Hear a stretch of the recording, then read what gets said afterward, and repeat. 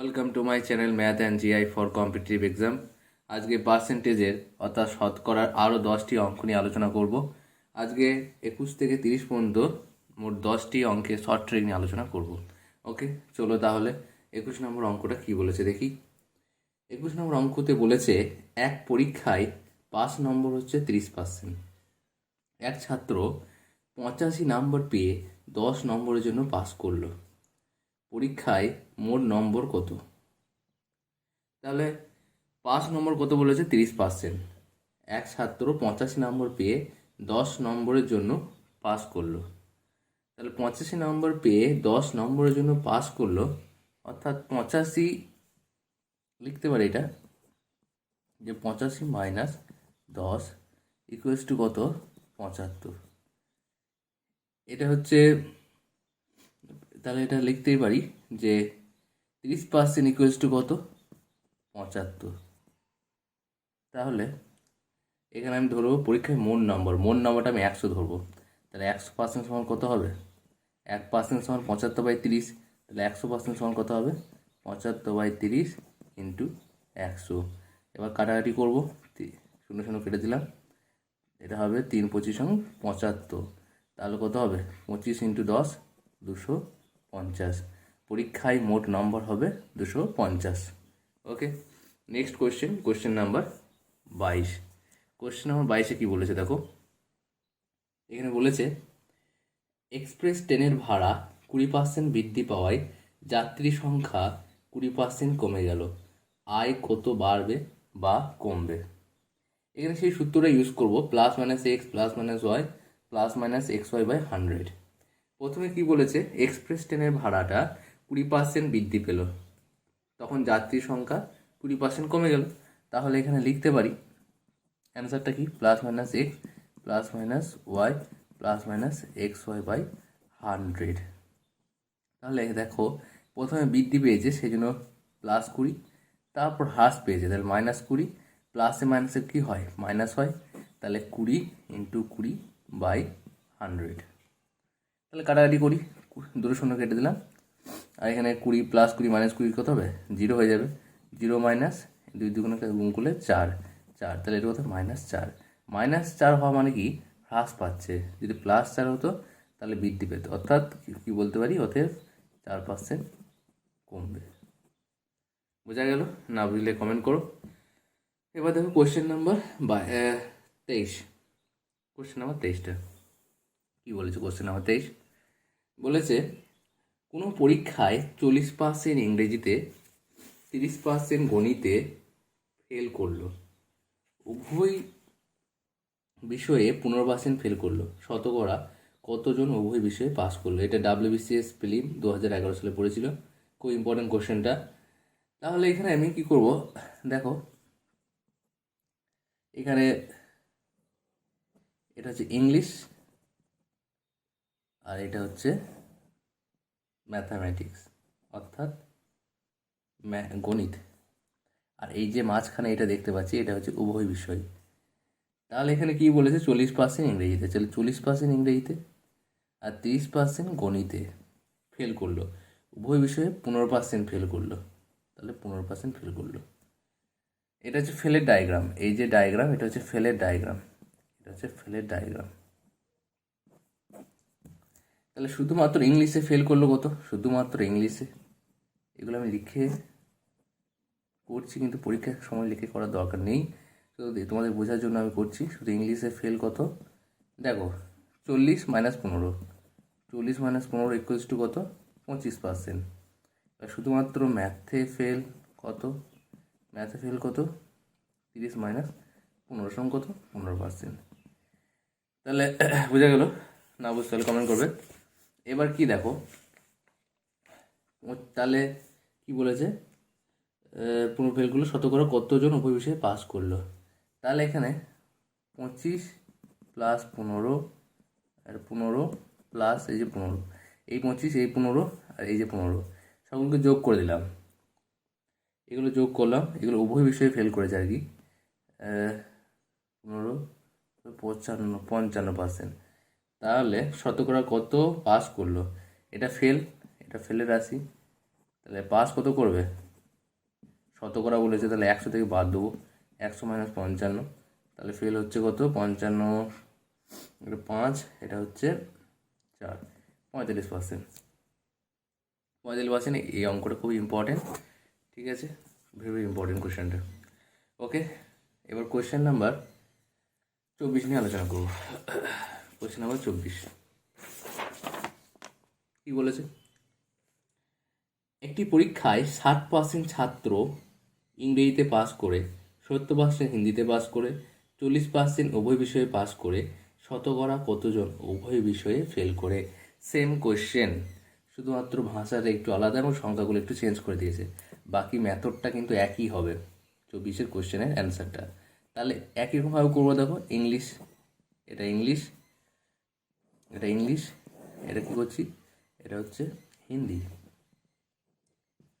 আর তাহলে এখানে কি বলেছে, 60% বলেছে, আর একটা বলেছে 70%, আর উভয় বিষয় বলেছে 40%।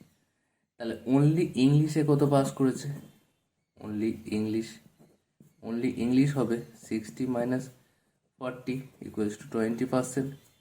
আর অনলি হিন্দি যদি বলি, হিন্দি, তাহলে সেটা কত হবে, 70 - 40 = 30%। তাহলে পাস করলো কতজন, পাস করলো 20% প্লাস 30% প্লাস 40%, এই যে 20, 30 আর এই 40, পাস করলে কত হবে, 20, 50, 50, 40 কত হবে, 90%। তাহলে ফেল করলো কতজন, ফেল করলো কতজন, দেখো ফেল করলো 100 - 90 সমান হচ্ছে 10%। ওকে, এবার কোশ্চেন নাম্বার 25। কোশ্চেন নাম্বার 25 কি বলেছে, এক শহরে জনসংখ্যা হচ্ছে 1,80,000। প্রতি বছর জনসংখ্যা 10% হারে বৃদ্ধি পেলে 2 বছর পর জনসংখ্যা কত হবে? এসএসসি সিজিএল এক্সাম 2003-এ পড়েছিল, ইম্পর্টেন্ট কোয়েশ্চেনটা। এটা কি বলেছে, তাহলে দেখো এই কোয়েশ্চেনটা খুব ইজি, দেখে মনে হতে পারে কঠিন। দেখো এখানে 18, কটা জিরো আছে এখানে, 1 2 3 4, 4টে জিরো, 1 2 3 4 ইন্টু, তাহলে দেখো প্রথমে কি বলেছে, প্রতি বছর জনসংখ্যা 10% হারে বৃদ্ধি পায়। তাহলে প্রথমে কত ছিল, 100 ছিল, বাড়ছে কত, 10, তাহলে 100-তে 10 যোগ হলে কত হবে, 110 হবে। তারপর কি, প্রতি 2 বছরে বলেছে, যদি 1 বছরে বলতো তাহলে এইখানে স্টপ করে দিতাম, কিন্তু যেহেতু 2 বছর বলেছে সেহেতু আর একবার হবে, 100, 110। এবার কাটাকাটি করবো, এখানে 4টে শূন্য, এখানে 2টো শূন্য কেটে দিলাম, তাহলে যেটা দাঁড়াবে সেটা দেখো, 11 × 121, 121 সঙ্গে 18 যদি আমি গুণ করি, তোমরা এটা কত হবে দেখো, 8 × 8, আর 2 = 6, 1 থেকে 9, তাহলে 1 2 1, 8 7 1 2, তাহলে 2 1 7 8, এই দুটো শূন্য এখানে বসে যাবে, এটা হচ্ছে অ্যান্সার। এবার কোয়েশ্চেন নাম্বার 26 নিয়ে আলোচনা করব। কোয়েশ্চেন নাম্বার 26,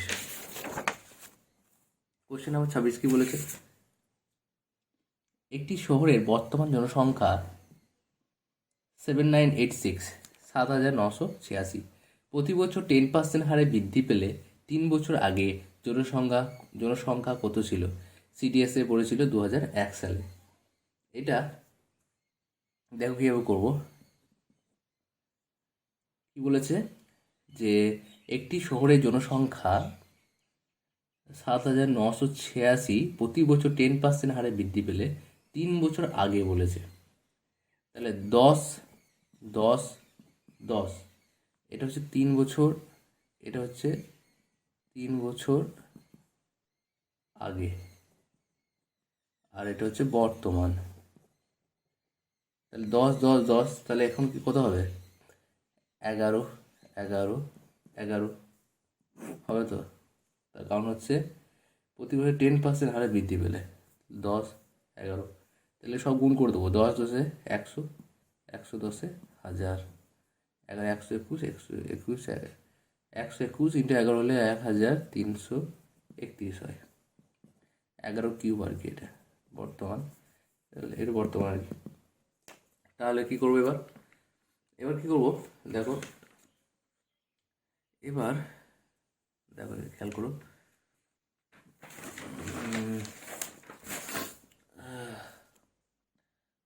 লিখতে পারি এই যে কী চেয়েছে এখানে, এখানে চেয়েছে 3 বছর আগে, তাহলে আগে কত, তাহলে যেটা যেটা চাই সেটা ওপরে থাকে আর কি। এটা এভাবে বুঝতে পারো, যেগুলো বের করতে বলবে সেটা ওপরে লিখবো। তাহলে এখানে 1000টা আগে লিখে দিলাম, যেহেতু 3 বছর আগে চেয়েছে। তাহলে 1331 ইন্টু 86। এবার দেখো যদি ক্যালকুলেশন করা যায়, তাহলে এখানে 6 কে 6, 6 3 18, 6 3 18 19, এখানে 6টি কিন্তু কেটে যাচ্ছে এটা। তাহলে এখানে 6000 জন। এবার কোয়েশ্চেন নাম্বার 27।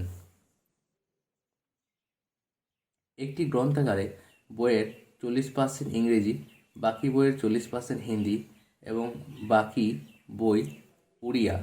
যদি হিন্দি বইয়ের সংখ্যা 4800 হয়, তবে মোট বইয়ের সংখ্যা কত? তাহলে এখানে আমি কী দেখব, যে 40% ইংরেজি, বাকি বইয়ের 40% হিন্দি, বাকি বই উড়িয়া, তাহলে বাকি বই কত? বাকি বই দেখো 100 মাইনাস 40% সমান 60%। এবার কি বলেছে, যদি হিন্দি বইয়ের সংখ্যা 4800 হয়, এই 4800 কি, প্রথমে তো 40%, 60% বাকি বই, 60 বাকি বইয়ের 40% বলেছে, বাকি বইয়ের 40% হিন্দি, তাহলে বাকি বইয়ের 60%, তাহলে 60% ইন্টু 40% ইকুয়ালস টু লিখতেই পারি হিন্দি বই 4800। তাহলে এখানে 60 ইন্টু যে কোনো একটা পার্সেন্টেজ আমি তুলে নেবো, যে কোনো একটা পার্সেন্টেজ তুললেই হবে। তাহলে 40/100 হয়ে গেল, হচ্ছে 4800। যদি কাটাকাটি করি, দেখো 2 দুগুণে 4, 5 দুগুণে 10, 5 12 60, তাহলে 24% ইকুয়ালস টু, এই 60% আছে, ইকুয়ালস টু হচ্ছে 4800। এখানে যে কোনো একটা পার্সেন্টেজ তুলেছি আমি, 60-এর পার্সেন্টেজটা আমি তুলিনি। ওকে, তাহলে এখানে লিখতে পারি 100% ইকুয়ালস টু লিখতে পারি 4800/24 ইন্টু 100, 24 দুগুণে 800, এটা কত হবে, 20,000। তাহলে এটাই বের করতে বলেছিল মোট বইয়ের সংখ্যা, আর মোট বইটা ধরেছি আমি 100। শতকরা অঙ্কের ক্ষেত্রেই মোট বই সবসময় 100ই ধরতে হবে। যে কোনো ধরতে গেলে বেশিরভাগ সময় আমি 100ই ধরবো, খুব কম ক্ষেত্রে এক্স ধরবো, বিশেষ করে পার্সেন্টেজের ক্ষেত্রে। ওকে, এবার কোয়েশ্চেন নাম্বার 28। কোয়েশ্চেন নাম্বার 28 কী বলেছে দেখো, কোয়েশ্চেন নাম্বার 28 বলেছে, কোনো দ্রব্যের মূল্য 15% বৃদ্ধি পেলে দ্রব্যটির বিক্রয় 20% কমে গেল। এর ফলে বিক্রয়ে কি প্রভাব পড়বে? দেখো এটা কোশ্চেনটা আমি ওই +-x +-y দিয়েও করতে পারি। দেখো সূত্রটা ইউজ করতে পারি, +-x +-y +-xy/100। তাহলে এখানে কি বলেছে, প্রথমে 15% বৃদ্ধি পাচ্ছে, তাও 20% কমছে, -15 ইন্টু 20/100। তাহলে 15 থেকে 20 বাদ দিলে কত হয়, 5 হয়। যেহেতু বড় সংখ্যার আগের চিহ্নটা না হয়, তাহলে -5 মাইনাস এই 0, 5 × 100, 5 থেকে 15 3, তাহলে কত হচ্ছে -8। তাহলে কত ক্ষতি হচ্ছে, 8% ক্ষতি হচ্ছে, তাই না? ওকে, কোয়েশ্চেন নাম্বার 29 কী বলেছে দেখো, কেরোসিনের মূল্য 30% বৃদ্ধি পাওয়ায় কোনো পরিবারে কেরোসিনের ব্যবহার কমানো হলেও খরচ 4% বেড়ে গেল। ওই পরিবারে কেরোসিনের ব্যবহার কী হারে কমানো হয়েছিল?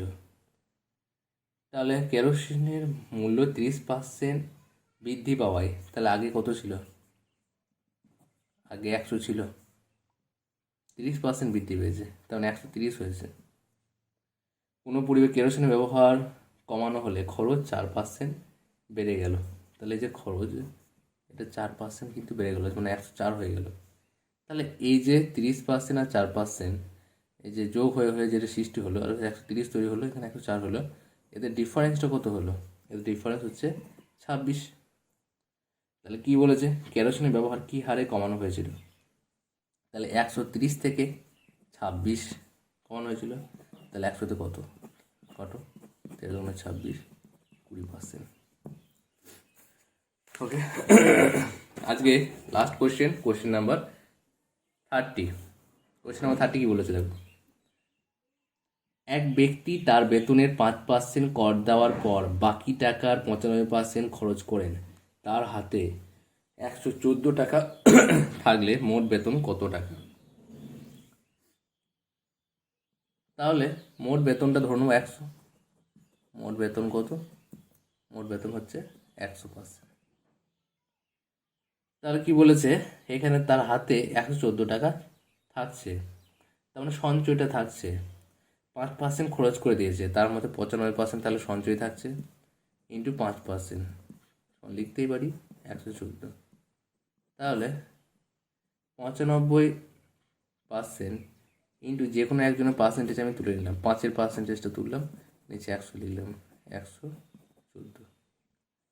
তাহলে দেখো যদি কাটাকাটি করি কত হবে, 5×20 100, 4×5 20, 5 থেকে 5 5×45, তাহলে 19/4 ইকুয়ালস টু হচ্ছে 114। তাহলে কি বলেছে, এখানে কি বের করতে বলেছে, মোট বেতন। তাহলে মোট বেতনটা 100, তাহলে 100% সমান কত হবে? তাহলে 104 ইন্টু 19/4টা যদি এখানে 104 19/4 ইন্টু 100, তাহলে এটা লিখতেই পারি 114 ইন্টু 4/19 ইন্টু 100। এই 4টা আর কি প্রথম ইন্টু চতুর্থ, দ্বিতীয় ইন্টু তৃতীয় হয়ে ক্যালকুলেশন করা হলো। যদি কাটাকাটি করা যায় তাহলে কত হবে দেখো, যদি কাটাকাটি করি এখানে যেটা হবে সেটা হচ্ছে 4×4 = 19, 19 যেটা হবে এখানে 6 6×9 = 54, 4×11 24, এটা হবে 2400 টাকা। মোট বেতন হয় 2400 টাকা। আজকের এখান পর্যন্তই, কালকে আরও 10টি অঙ্ক নিয়ে আলোচনা করব। ওকে, ভিডিওটা ভালো লাগলে লাইক শেয়ার এবং সাবস্ক্রাইব করে দাও। ওকে, বাই।